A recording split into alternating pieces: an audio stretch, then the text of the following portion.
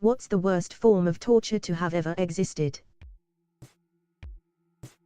Everyone's talking about old torture styles, but not many current day ones.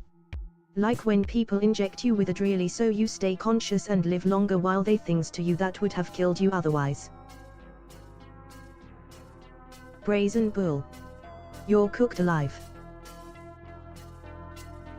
Don't remember what it's called, but in the 18th century, in England people put so-called witches on a spiky chair covered in salt, very painful. Then drowned them in water for 2 minutes. Those who didn't die counted as witches and got burnt. Children in multi-sibling households, what lessons did you learn that the only child might never get? When you can hit me back, is not effective, you have gone too far and actually owe an apology.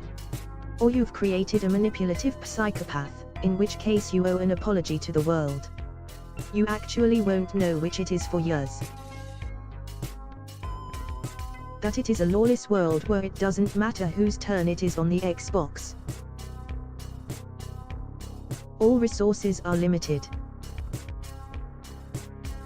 If you don't want your older brothers to eat your food you've saved for later, ensure that they witness you licking the food all over before putting it in the fridge.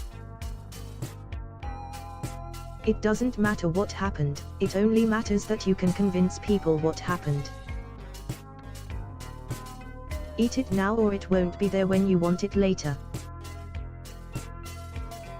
Hand-me-down clothing is often a practical necessity in multi-sibling households. What embarrassing phase did you go through as a teenager? I had hair over one eye because I thought I looked like Jessica Rabbit. Spoiler, I definitely did not look like Jessica Rabbit. After that, I shaved the underside of my hair a la the little girl on The Crow. Can't rain all the time. Thinking that my angst would be seen by potential mates as mysterious and cool, when in reality I was just insufferable and self-absorbed. I was a stoner /skater that didn't smoke pot, didn't skate. I did however wear really baggy JNCOs and not wash my hair very often. British accent. I'm from the southern US. When I first got Facebook, I had a phase where all of my status updates had to have a song lyric in it. What life-altering things should every human ideally get to experience at least once in their lives? Go somewhere isolated enough at night that you can see the full skyscape, including the band of the Milky Way. Being debt-free. The feeling of having mastered something. Piano, poetry, writing, some video game, coding, anything really. There is a special self-knowledge that comes from having mastered something that everyone really needs to know.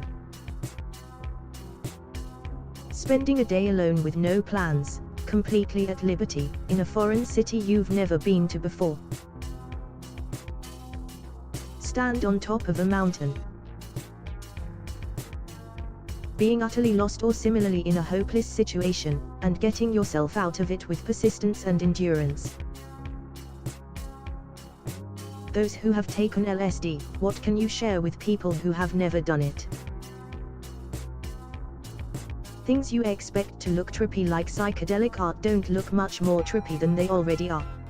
It is the mundane things like drywall or your jeans that will blow your mind. Go poop beforehand if at all possible. Aldous Huxley said, the doors of perception can be opened many ways. LSD pretty much kicks them wide with combat boots. And they'll always hang a little bit more loosely on their hinges afterward. I was watching the Emoji Movie and it took me a good 30 seconds to realize it was paused. Do it in the morning because it lasts like 12 hours. Also make sure you don't have anything important you need to do the next day like work. Remember cars are real. And #X200B. What's the craziest thing you did just because you were horny? Masturbated with toothpaste. Don't ask why, but don't do it. I suffered so you don't have to. Tried to make a DIY fucking machine. Don't try to make a DIY fucking machine. And yes, I removed the jigsaw blade. I'm not that stupid. And yes, I still almost broke my vagina. I am that stupid.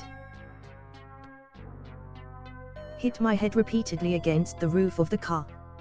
10/10 would do it again. I stole my mother's car in the night to have sex with GF while only having a learner's permit. I was 15. I hit a deer on the way home, quarter mile from my house. Still had amazing sex though. Used a permanent marker as a dildo. Took apart an old mobile phone to fashion myself a bullet vibrator. It kinda worked, but it overheated quite quickly.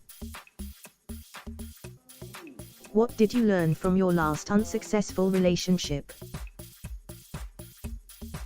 Accepting that life happens and sometimes two great people are not great for each other. I have poor boundaries and I'm too eager to please while simultaneously being too demanding. Edit, lol, I wonder if I'll tell her I got my first 1 Kelvin comment over her. You can love each other as much as you can, but if you're not compatible when it comes to kids, future goals, etc., it's just not going to work out. If she gets fired from 10 jobs in 6 years because nobody can stand working with her, that's a red flag. Edit, I guess the lesson would be to notice how other people that spend 8 hours a day with her. If someone acts like they don't care, it's because they don't care. Dating someone you like won't help you get over someone you still worship. You can't love away the depression. She self-medicated with alcohol, and my love wasn't enough to make her stop drinking. Even ugly guys can play you. What is the best way to make a long drive better? Depends. If I'm driving alone, I'll listen to podcasts or audiobooks. If I'm a passenger, then I'd read a book or talk about the places we're passing by. Oh, and sleep. Sleep's amazing. Hit it a little straighter. The problem for most golfers who hit it long is that they can't keep it on the fairway. If you can find a way to keep it straighter, you will shave 5 strokes off your game. Podcasts, my friend. Podcasts are the answer to really long drives. S-Town, Serial, even the first season of Up and Vanished are worth their weight in gold when you're looking at a long drive. Others probably have great suggestions too. Music, lots of music. Plane tickets. What is the best Simpsons quote? Homer, every time I learn something new, it pushes some old stuff out of my brain. Remember when I took that home winemaking course and I forgot how to drive? Marge, that's because you were drunk. Hello. My name is Mr. Burns. I believe you have a letter for me. All right, what's your first name? Pause, I don't know. If you don't like your job, you don't strike. You just go in every day, and do it really half-assed. That's the American way. Homer Simpson. Weaseling out of things is what separates us from the animals. Except the weasel. Homer, maybe, just once, someone will call me sir without adding, you're making a scene. Homer, I'm not gonna lie to you, Marge. Homer walks away. Mo, the garage, hey fellas, the garage. Well, oh la di ida, Mr. Frenchman. Homer, well, what do you call it? Mo, a car hole.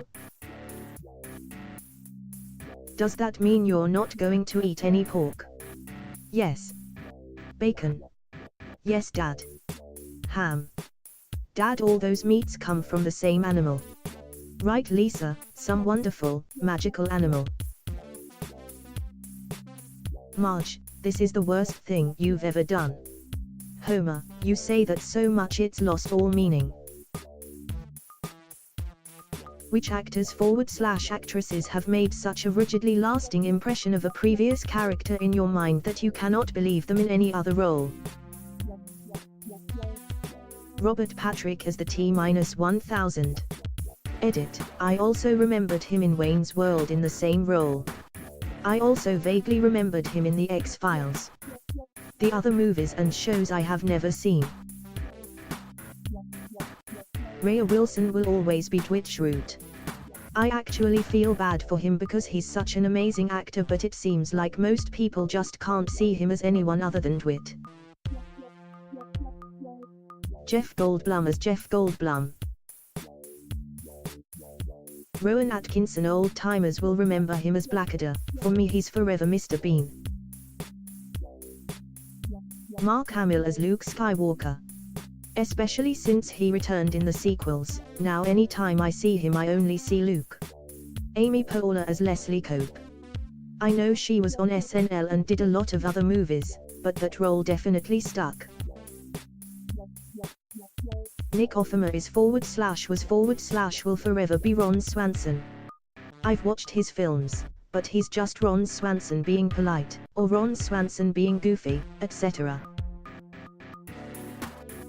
Not necessarily an actor, but the voice actor Patrick Warburton will forever be Croc to me. Sam Waterston will always be Jack McCoy till the end of time. Ditto Martin Sheen is Potus. Cannot get my head around this when watching Grace and Frankie. John Krasinski, aka Jim Halpert. Maggie Wheeler as Janice. Could not wrap my head around her having a normal voice when she appeared on him as a realtor.